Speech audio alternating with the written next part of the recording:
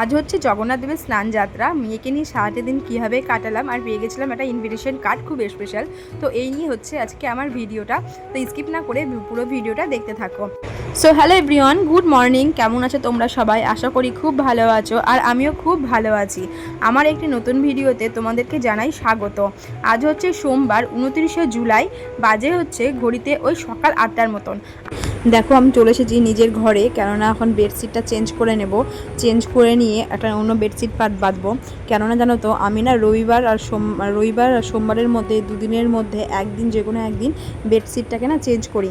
কেননা হচ্ছে নোংরাও হয়ে যায়, ওপরে অত কেউ আসে না, রাতে শুধু আমরা ঘুমোতেই আসি, কিন্তু তবুও নোংরা হয়ে যায়, আমার ভালো লাগে না। ওই জন্য আমি 7 দিন অন্তর অন্তর বেডশিটটাকে না চেঞ্জ করে নিই। তো চলো বেডশিটটা চেঞ্জ করতে করতে তোমাদের সাথে না কিছু কথা শেয়ার করে নিই। জানো তো, আমাদের বাড়িতে আমরা মোট 12 জন মেম্বার। আমরা না জয়েন্ট ফ্যামিলিতে থাকি, মানে হচ্ছে আমার শ্বশুর শাশুড়ি, দেওর, যা, ভাসুর আর তাদের ছেলে মেয়ে সবাইকে নিয়ে আমাদের একটা যৌথ পরিবার।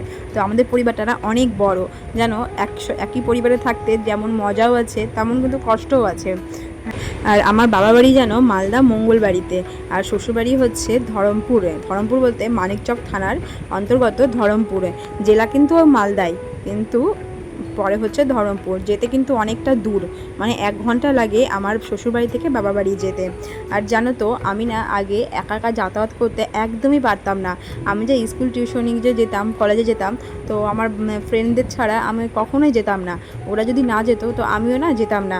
তো এই জন্য মার কাছে অনেক বকা খেয়েছি, জানো তো, একা একা চলাফেরা করতে পারতাম না বলে। কিন্তু জানো তো, বিয়ের পর জানি না কেন সব শিখে গেছি।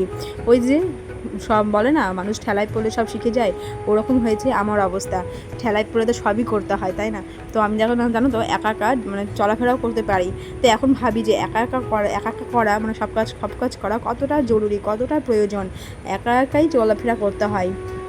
বলে না, মানে সবাই মেয়েরা, বিশেষ করে মেয়েরা বিয়ের পর অনেক পাল্টিয়ে যায়, অনেক দায়িত্ববান হয়ে যায়, অনেক দায়িত্বশীল হয়ে যায়।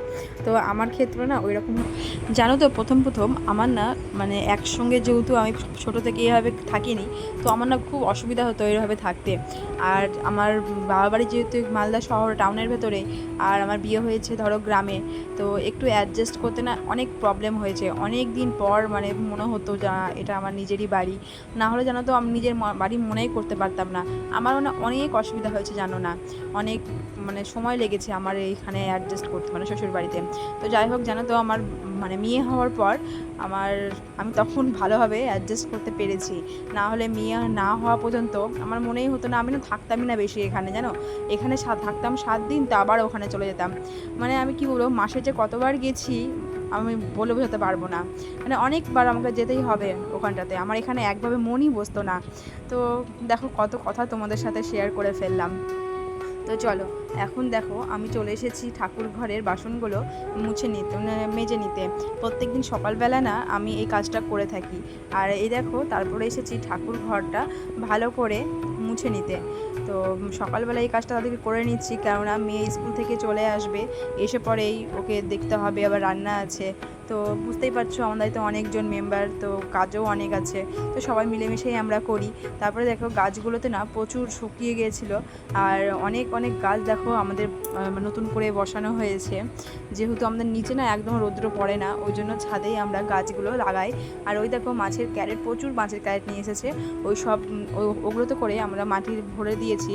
তো ওগুলোতে অনেক গাছ লাগানো হবে।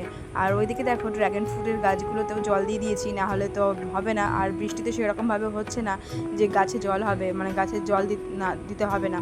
তো যাই হোক, ওই জন্য দেখো গাছের জলটা আগে দিয়ে নিলাম। তারপরে আর এইদিকে তুলসী গাছটা দেখো কত বড় হয়ে গেছে। এই তো মনে হচ্ছে কয়েকদিন আগেই যেন গাছটা লাগানো হলো, আর কত বড় হয়ে গেল। আর তারপরে দেখো আজকে না অনেক জামা কাপড় কাচার আছে, ওই জন্য আমি ঘরটা গুছানোর সময় জামা কাপড়গুলো এক জায়গায় করে রেখেছি, যে এগুলো গিয়ে কাচতে হবে। আর জানো তো, ড্রেসিং টেবিলটা অনেক নোংরা হয়ে গেছে, কিন্তু সময়ের অভাবে ঠিকঠাকভাবে না পরিষ্কার করতে পারছি না। দেখি একদিন না পরিষ্কার করতে হবে। আর জানো তো, এর মধ্যে না একটা খুব বড় একটা খুশির খবর হচ্ছে, আমার না বন্ধুর বিয়ে আছে। তো বন্ধুর বিয়ের একটা ইনভিটেশন। তো আমার জানো তো, মানে একটাই বন্ধু এখন বিয়ে হতে বাকি আছে, তাছাড়া আমাদের ফ্রেন্ড সার্কেলের মধ্যে আমাদের প্রত্যেকের বিয়ে হয়ে গেছে, শুধু ওই বন্ধুটাই বাকি আছে। তো বিয়ে আছে তো সোমবার, তো দেখো যাবো বলে খুব এক্সাইটেড আমি, জানো তো, মানে এত ভালো লাগে। আর আমার থেকে বেশি বেশি হচ্ছে আনন্দে আছে আমার মেয়ে, বিয়েতে যাওয়ার জন্য না, জানো তো কেন বলো তো, ও দিদাবাড়ি যেতে প্রচণ্ড ভালোবাসে। ওই জন্য ও ও দিদা মানে বিয়ের থেকে ও দিদাবাড়ি যাবে বলে সব থেকে বেশি খুশি। বলে যাচ্ছে মা সোমবার কবে আসবে, কবে আসবে, কবে আমরা বিয়ে বাড়ি যাবো। তো যাই হোক, দেখো মেয়ে এখন স্কুল থেকে বাড়ি চলে এসেছে। আর ওই দেখো, ওটা আমাদের ছোট্ট বাড়ির সব থেকে ছোট্ট সদস্য। বললাম না আমার একটা দেওর আছে, দেওরের ওই যে ছোট্ট পুচকিটা, ও না ছিল না বাড়িতে, ও গেছিলো ও দিদাবাড়ি ঘুরতে। তো ও 7 দিন পরে এসেছে। আর আমার মেয়ে আর ও ভাইয়ের মধ্যে বন্ডিংটা না খুব ভালো, দুজনকে খুবই ভালোবাসে। মানে ও দিদি ও চোখে হারায় দিদি বলতে, আর ও ভাই বলতে চোখে হারায়। ভাই যদি ওকে মেরেও দেয় তবুও কিছু বলে না। তারপরে দেখো সকালবেলা না আমি আমমুড়ি খেয়ে নিচ্ছি। জানি অনেকে তোমাদের পছন্দ না আমমুড়িটা, তো জানো তো আমার না আমমুড়ি খেতে এখন বেশ ভালো লাগে, কেননা আর তো কয়েকটা দিনই আম পাওয়া যাবে, তাই না? তারপর তো আর আম পাওয়া যাবে না। ওই জন্য আমার আম খেতে ভীষণ ভালো লাগে।